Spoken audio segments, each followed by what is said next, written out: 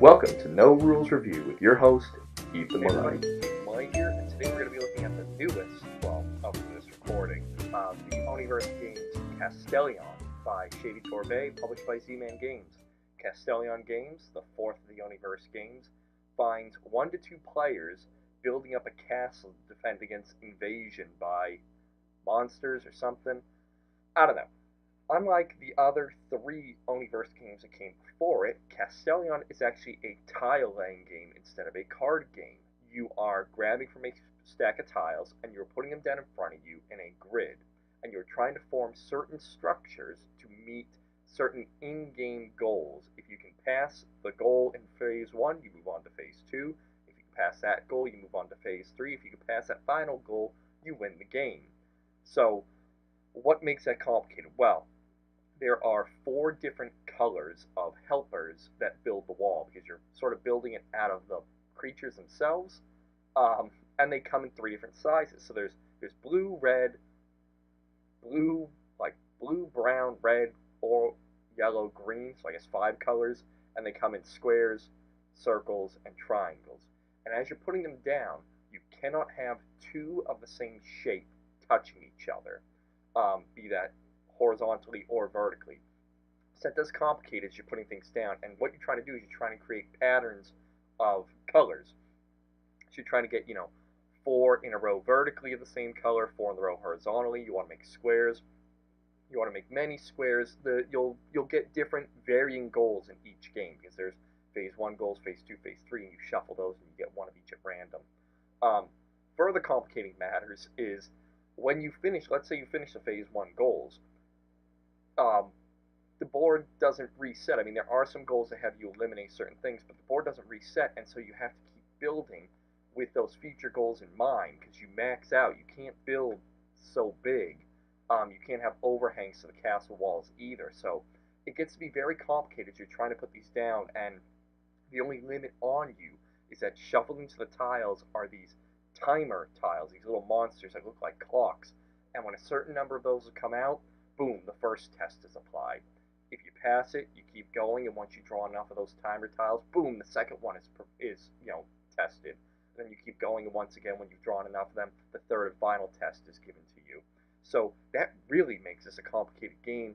That, I mean, sure, all of these games deal with variance and random chance due to the shuffling, but I don't know, this one seems to really potentially be swingy in terms of how those tiles come out, because if you get a lot of those timer tiles in a row, there's nothing you can do. It's not like you can keep building while you're doing that. You might find you're done. I mean, the first time I played, I think I lost within the first 6 tile draws. And now people who know the game are going to say, that's stupid, Ethan, because you are given a stack of beginner tiles that are guaranteed not to have any of those in them.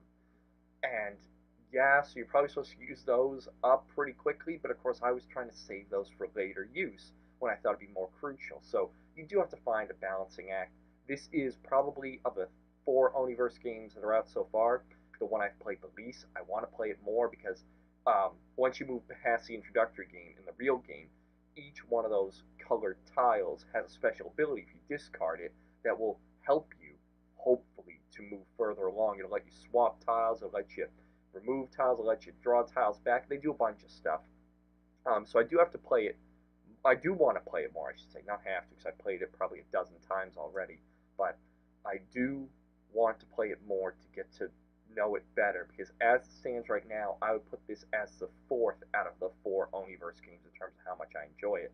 And that's a shame, because it seems real neat. Once again, I have not played a 2-player. I can't speak for how it is as a 2-player game, but it is definitely a decent 1-player game.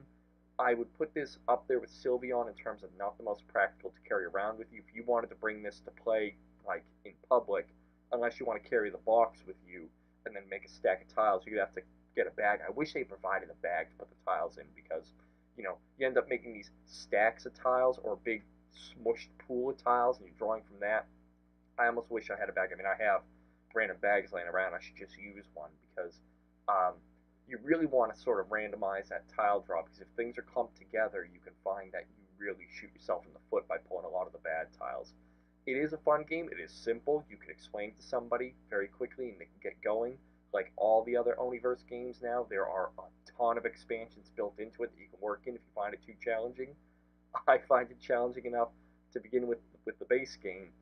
I think I've won it once, which is pretty pathetic. I'd like to be able to win it more than that, but it's a decent game. For me to say it's the my least favorite of the four, it's still one heck of a solo player game. So if you like solo games and you want to try a solo tile laying game, certainly go out and get this one, because being the most recently released, with the upcoming Castellion being the newest, it's probably the easiest to find right now. Once again, I like the art. Some people don't. If you don't like the art, this game's not going to change your opinion of it. I think the art really fits that sort of crazy dream world theme that they've been going for. And I don't have much else to say about it. This has been Ethan Malay with No Rules Review. If you like what you saw today, share, like, comment, and subscribe. And I will see you later. Bye-bye now. This has been another No Rules Review by Ethan Malay. If you enjoyed this video, consider sharing, commenting, liking, and most importantly, subscribing. For this and other great games, join us over on BoardGameGeek.com. Thanks for watching, and we'll see you next time.